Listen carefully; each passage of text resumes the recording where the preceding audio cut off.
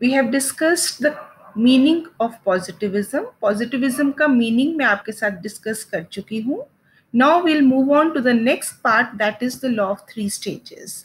But law of three stages also comes under the topic positivism itself. That is why मैंने ये खोल के chart आपको फिर से दिखाया है ताकि आप कंफ्यूज ना हो कि law of three stages is another topic. It is under positivism.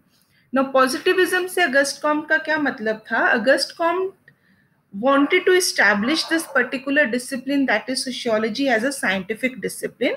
और उसका positivism से मतलब था कि application of scientific methods in order to discover the laws of the society. जैसे कि natural sciences में और physical sciences में एक्सपेरिमेंटेशन और observation, that is scientific methods के हेल्प से लॉज को डिस्कवर किया जाता है, वैसे ही sociology, that is the study of society, उसमें भी हम पॉजिटिविज्म के तरीके से, that is use of scientific methods से लॉज को डिस्कवर करें. नाउ इस स्टेज तक, इस अंडरस्टैंडिंग तक वो कैसे पहुंचा, उसके अकॉर्डिंगली हर सोसाइटी मूव करती है from one stage to another stage to the third stage, that is the positive stage. So हमने पॉजिटिविज्म का मतलब समझ लिया है, बट पॉजिटिविज्म स्टेज तक पहुंचने के लिए एक सोसाइटी, एक इंडिविजुअल और एक डिसिप्लिन को किन स्टेजेस से पास करना पड़ता है, अब हम उन स्टेजेस को डिस्कस करेंगे in the form of law of three stages.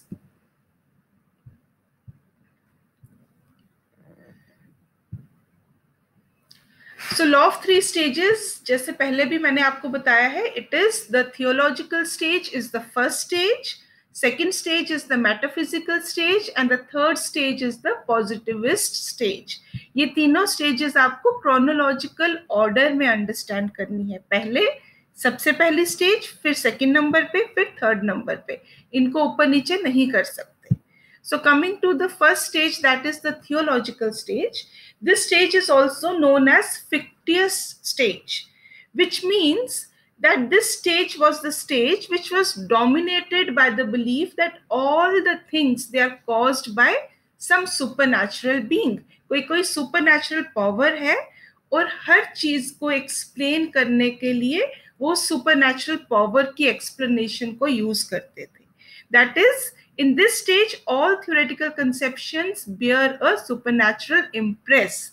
That is, the social and the physical world is seen as produced by God or something supernatural.